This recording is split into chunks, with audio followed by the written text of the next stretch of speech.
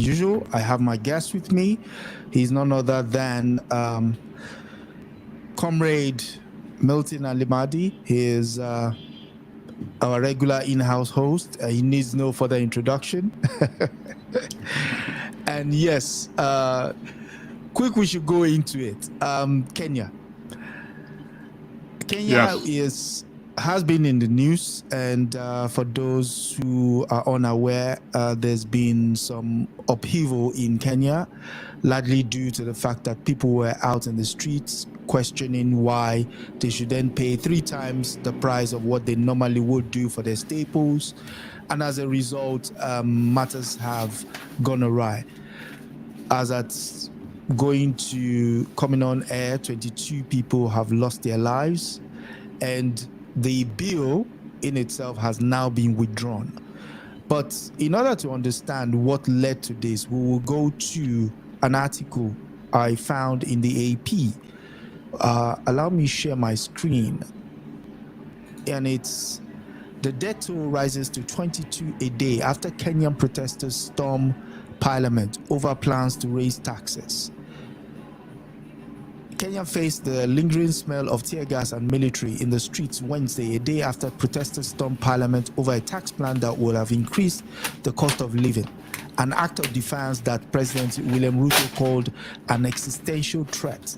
At least 22 people were killed, a human rights group said. The capital, Nairobi, has seen protests in the past, but activists and others warned the stakes were much more dangerous after the biggest assault on Kenya's government in decades. Ruto called the events treasonous and vowed to squash unrest at whatever cost. Soldiers patrolled along police who have been accused of shooting several people dead on Tuesday. Your thoughts, comrade? Okay, well, first of all, obviously we feel bad for sisters and brothers who were killed by security forces in Kenya.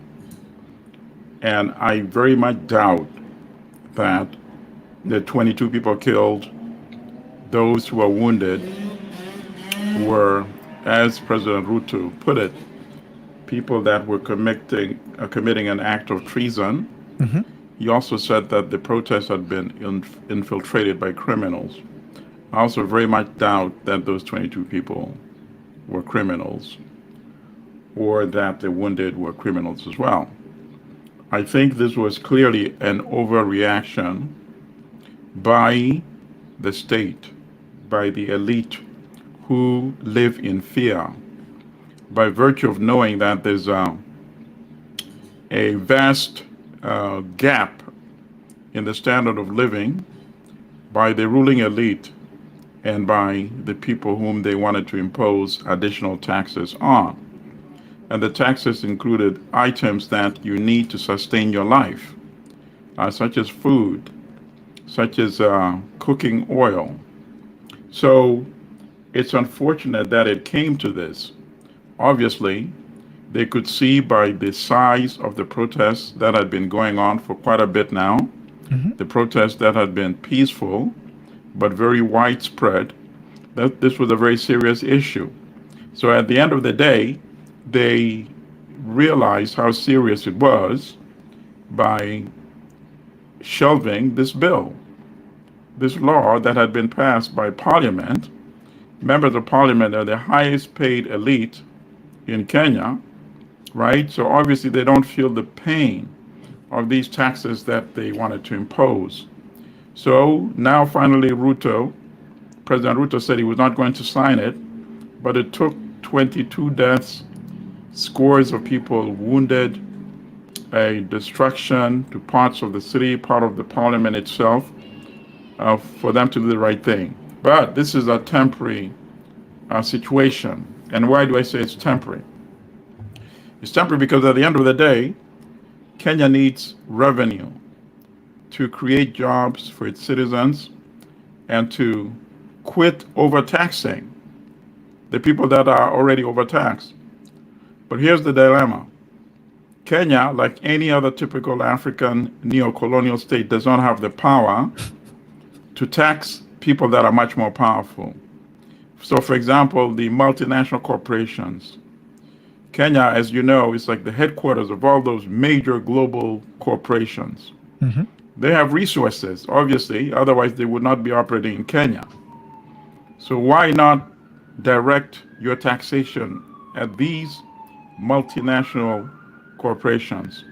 Why not direct more taxation at toward the Kenyan elite who are already doing pretty well? That's what needs to be done. So I think, as typically happens, when something like this happens, obviously the elite who live in fear of the people whom they rule, they wake up for a little bit. They wait for things to die down, and they may try to reintroduce some other forms of taxation. But here's what's already been said by President Ruto, that there will have to be some belt tightening. And what does that mean? That means, since right now it's quite clear that you're not going to be able to raise taxes from people that are already being overtaxed, you're going to lay off people that are currently employed by the government. And obviously, that goes back to the prescription that the World Bank and IMF always gives to these African countries. They call it austerity program. Measures. Or in the past, they called it structural adjustment.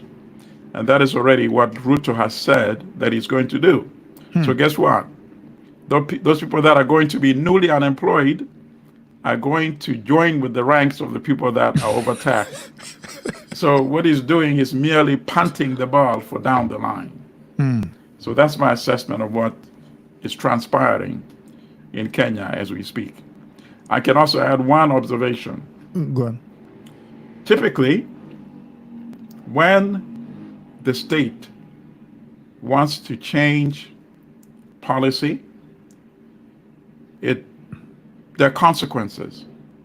But typically what we hear are consequences coming from external sources, right? They make you pay the price because they believe that they're the only ones that can exert pressure on African governments. Well, the youth of Kenya has now exploded that myth. They've shown that they too can exert pressure on their government. So this may actually be an opportunity for government to learn something. That as you're formulating your policy, don't only take into consideration what the IMF and World Bank are telling you. What has to take priority are what your own citizens, and in this case, the citizens of Kenya, are telling you. They're showing you that you can no longer ignore their needs and their aspirations. Could you also speak quickly to the aspect of the police getting involved, knowing fully well they're then expected to play a similar type role in Haiti? Well, actually, that's ironic because of two reasons. The very day before the turmoil we saw yesterday in Kenya, President Ruto had seen off at the airport the advanced contingent of the 1,000 or so Kenya police forces that are to be sent in Haiti. So 400 have been sent already. I believe they landed either yesterday or today. And at the same time, it turns out that you are also applying police and actually military operations within Kenya itself, because the armed forces joined the police after it appeared that the police were, well, they were saying overwhelmed, but in my estimation, overreacting. And that's what happened in Kenya. So it's ironic that it's coming at that, the contradiction. You're going to stabilize Haiti, while it seems like you need a lot of stabilization within Kenya as well. And also the day before the incident was also when Kenya was formally introduced or assigned that category as being a non-NATO major ally of the United States. But it seems that the overtaxed people of Kenya were not very impressed by that designation. Okay. Now, speaking of taxation, Congo is also in the eye of the storm at the moment. For some reason, Biden administration is seeking to water down the influence of the Chinese and every other person that is in Congo, because the go-to guy who was helping them to, get access to minerals has been sanctioned. But in order not to sort of stop themselves on the toe, they are going to ease sanctions on Dan Gertler. I believe you're well aware of that name. The story making the rounds on the Financial Times is that billionaire under sanctions could get $300 million in controversial U.S. Congo deal. Washington proposal would ease restrictions on Israeli tycoon Dan Gertler imposed over alleged corruption dealing. Dan Gertler, a billionaire under sanction, is set to receive hundreds of millions of dollars as part of a controversial U.S. plan to lift restrictions on the Israeli tycoon if he sells his remaining mining interest in the Democratic Republic of Congo. Under the proposal, the Treasury will provide Gertler with special licenses to sell 3 royalty streams back to the Congolese government, and would eventually grant him a general license to regain access to U.S. financial system.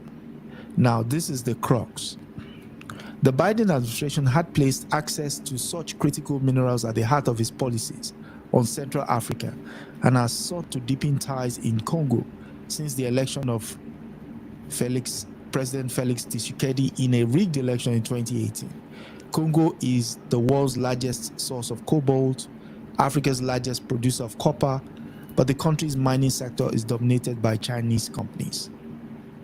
Does that ring any bells? Yes.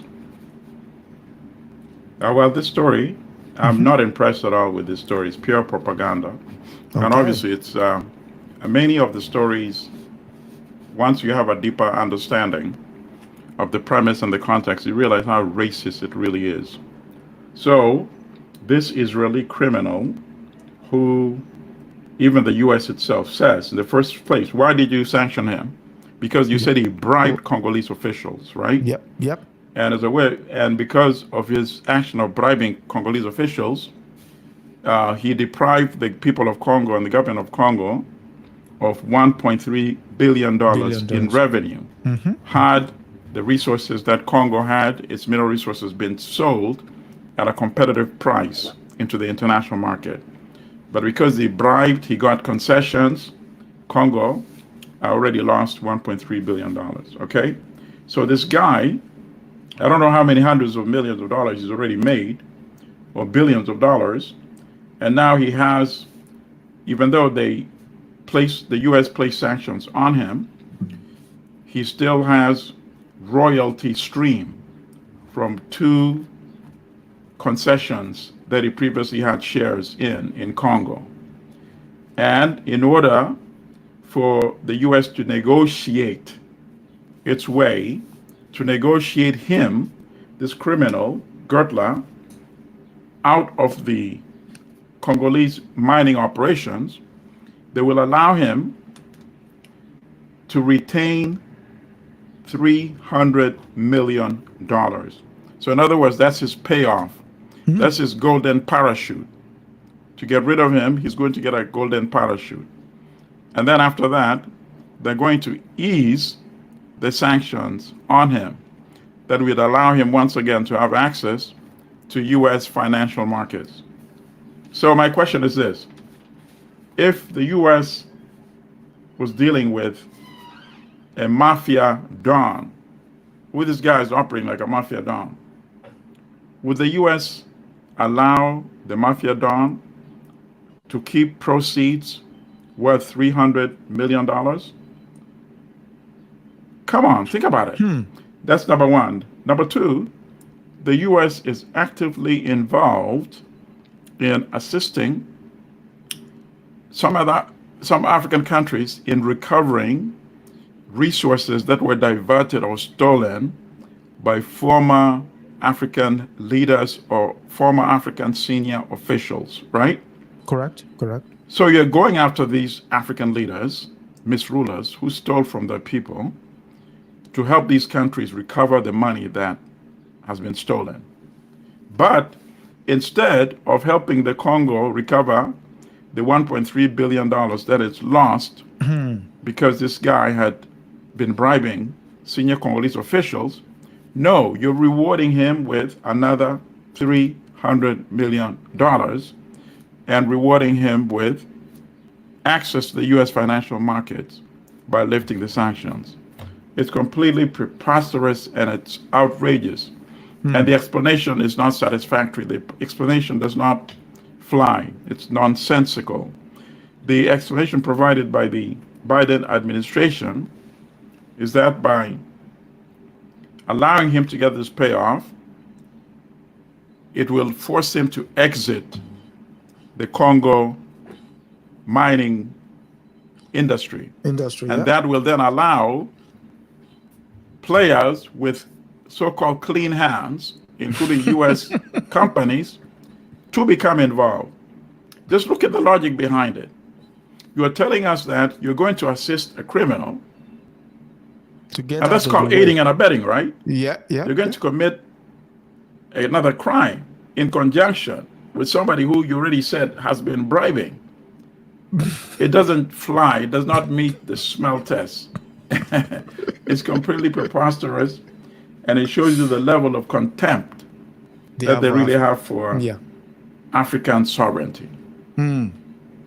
It's outrageous. I mean, what immediately jumped out of me when I read the article was, not only is it going to be rewarded with obviously the amount in cash, the access to the financial situation in the US, he's effectively being paid to get out of the way so that someone else can come in and plunder. It doesn't have to be paid to get out of the way. Let me put it this way, so that our comrades listening and watching can also understand what I'm saying. Good. If this was an Arab Muslim businessman, billionaire, do you think the treatment would be the same? Highly unlikely. Very good. End of case, right there. It's very sad, you know? It's very sad. Highly unlikely. Double standard. Yes, it is. Highly unlikely. It's outright racism. And sometimes the sad thing is they don't even see it. They don't see it because they do it. It's so normalized that they don't see it. You know? Speaking of normalized behavior, the French are at it again. This time in Niger. Since last year that the French army has been asked to take leave of Niger, according to the ruling junta, it seems as if now the business side of things is asked to follow suit. But unfortunately, they're not going quietly. By that, I'm speaking of France's Orano Mining Group, who has concessions to mine uranium within Niger. And the story goes that we have been asked to leave, but we're not going to go quietly. Why are we not going quietly? Niger has removed the mining permit of French nuclear fuel producer Orano, one of the biggest uranium mines, the world's biggest uranium mines. The company said Thursday, highlighting tensions between France and the African country ruling junta. State-owned Orano said it's been excluded from the Imarino mine in northern Niger, which sits on an estimated 200,000 tons of the metal, widely used for nuclear energy and weapons. Orano said the decision would have negative impact on the economic, social, and societal development of the region. Niger is the world's seventh largest producer of uranium and has the highest grade ores on the African continent. This is Orano now speaking. It reserves the right to take legal measures to challenge the decision in the national or international courts.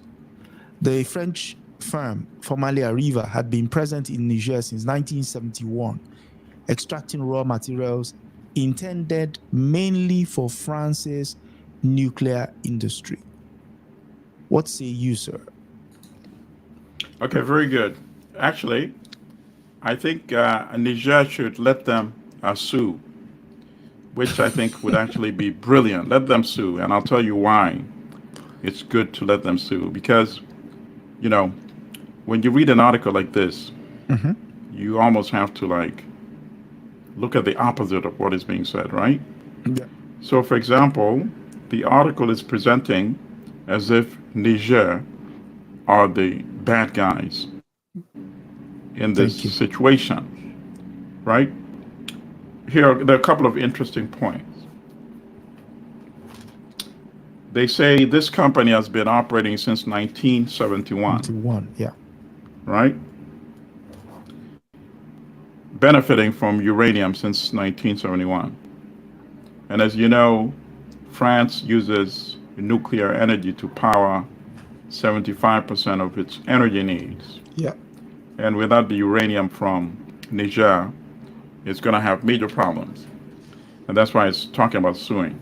But the question is this. You've been operating and digging and exporting these very valuable resources since 1971. So you're telling us that you've basically been exploiting Niger for 53 years. Yeah. Because the country has become even much more impoverished than it was when you started operating 53 years ago. So I would, if I'm Niger, I would invite them to sue. Because when you're sued, then you get to depose. You do discovery, right? So you're going to depose the officials.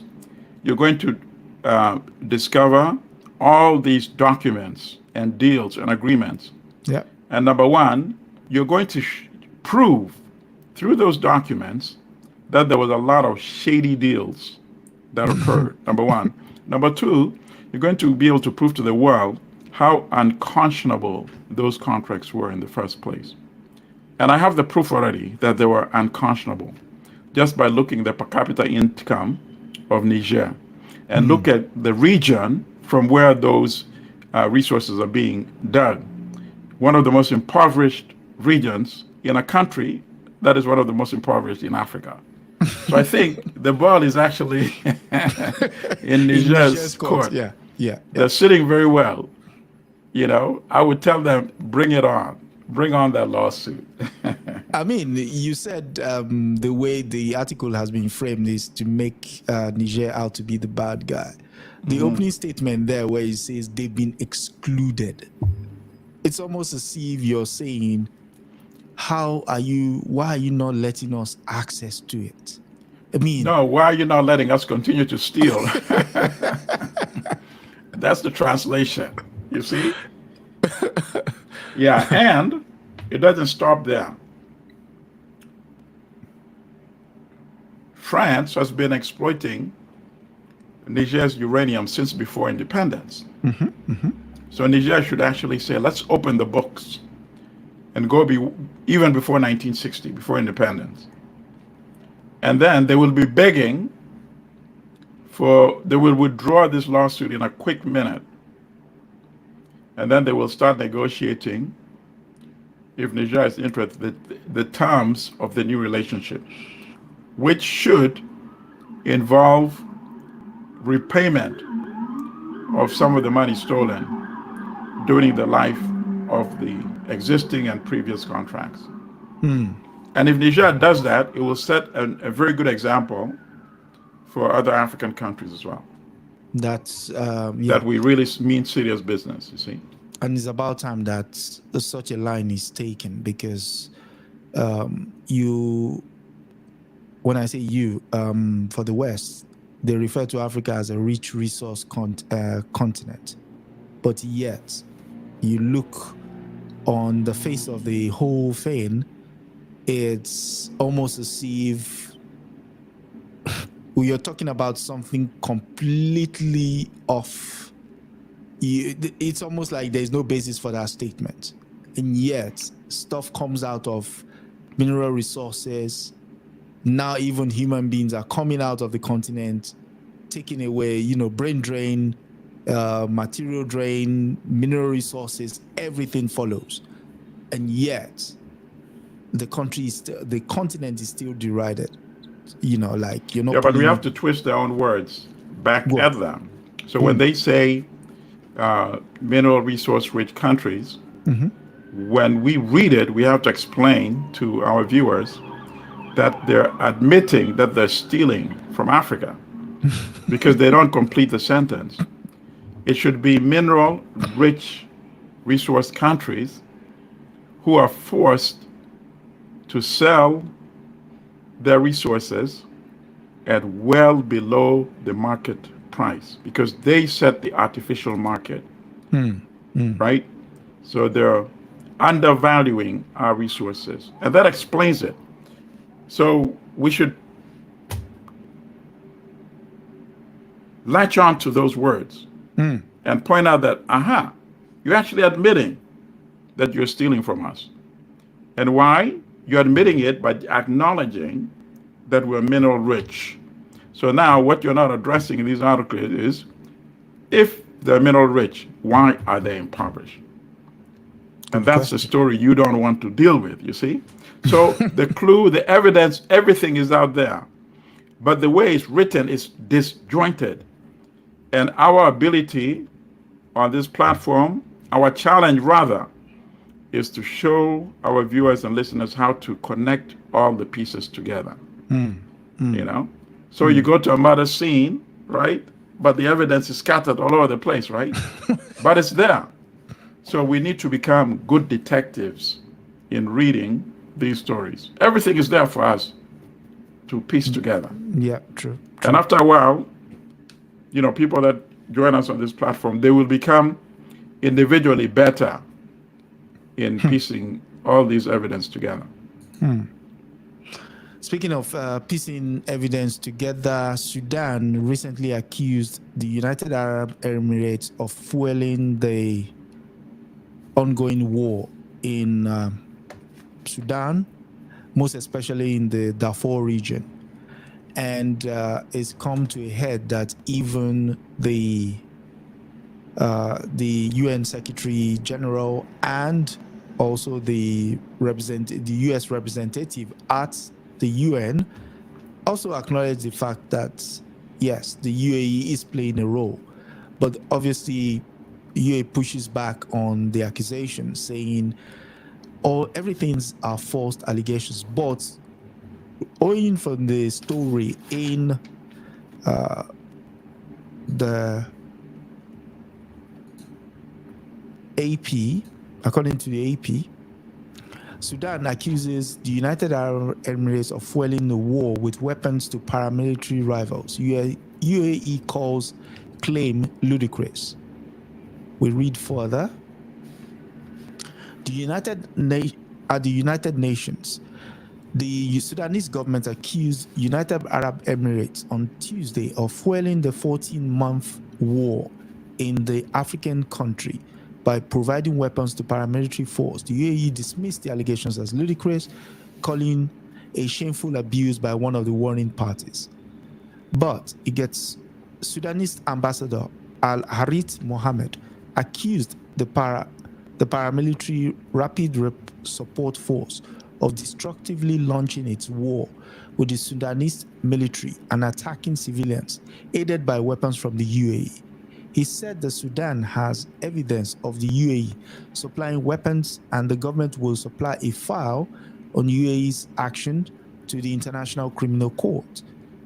The UAE ambassador Mohammed Abdul Shabab said these are false allegations, and demanded to know why Sudan refuses to return to peace talks. Now, these last two parts are very poignant. UN experts monitoring an arms embargo in Darfur reported credible evidence in January that the UAE sent weapons to the Rapid Support Forces several times a week from northern Chad. U.S. Ambassador Linda Thompson Greenfield on Tuesday reiterated a U.S. appeal to all external actors to stop fueling and prolonging this conflict and enabling these atrocities by sending weapons to Sudan. So, what do you think? Why is everybody pointing at the elephant but not calling the elephant for what it is? Well, because it has oil. You know, UAE has oil, so you can't burn the hand that feeds your rapacious appetite for oil.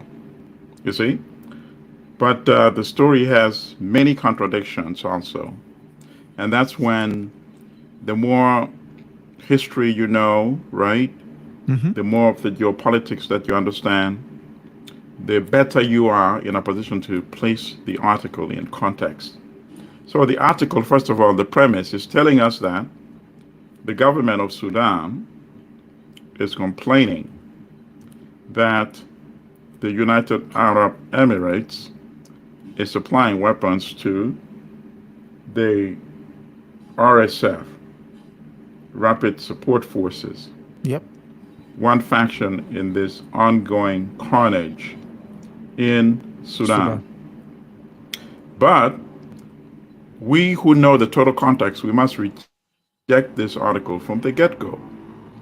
So when they talk about the Sudanese ambassador to the United Nations, they should make it clear that this is the Sudanese ambassador of the illegitimate military regime that controls parts of the capital of Khartoum. You see? The only reason why this propagandist article is trying to sort of rehabilitate a little bit is because obviously the U.S. cannot ally itself with the RSF, which is actually a continuation in a different form of the Janjaweed, who are accused, of course, of carrying out the original massacres in Darfur a few decades ago. And then, on the other hand, the other side, which is a military regime in Khartoum, is being backed by Egypt and other countries. And obviously, Egypt is a strong U.S. ally. It's been a strong U.S. ally, or U.S. I can't say ally because they're unequal power, a U.S. enforcer, right, in the region since the peace agreement between Israel and Egypt, correct? Yeah, correct. Yeah. They are fighting now, the RSF and the military regime in Khartoum, because both of them disrupted a peace process that had been negotiated with the civilians who helped depose General Bashir through their uprising by shedding blood. They came out to the streets. At one time, more than 100 or 150 were shot and killed, and they kept coming until they deposed the military regime of Omar Hassan al-Bashir, who, by the way, had groomed and developed the RSF, thinking that by having two armed forces, it would ensure his longevity in power because each one would counterbalance the other, right? And now these two armed forces are burning down the entire country. So I have no sympathy for this article because both of these actors are very malign. They should all be held accountable to what they're doing to the Sudan and what they did by hijacking the peace process that was about to end up with a civilian administration, a civilian conducted election in the Sudan, and yet they chose to take this country on this war path. So all these elements are left out of this important article. So in fact, ironically, the UAE, which of course is playing a malign role, just like everybody else that are supplying arms to any one of the factions, including Egypt, ironically, is correct by saying, you are just one of the factions in this conflict. Just because we don't like you. So that much is true. Both of them, at some point in history, should be held accountable for the crimes that they have unleashed on the innocent civilians in the Sudan. But it must be said, though, that Sudan, the United Arab Emirates, apart from Sudan, has been moving quite suspiciously on the African continent, buying up of land in Libya, Liberia, and Zimbabwe to capture carbon, robbing people of access to said land for 30 years. I mean, those are some highly unethical behaviors. So yeah, but my comeback would be, because this is the mentality I want our listeners and viewers to adopt. At the end of the day, the culprit is not the United Arab Emirates. The culprit is our incompetent misrulers who allow this to happen. And by setting this, because it's very difficult for our people to impact the United Arab Emirates, we can have some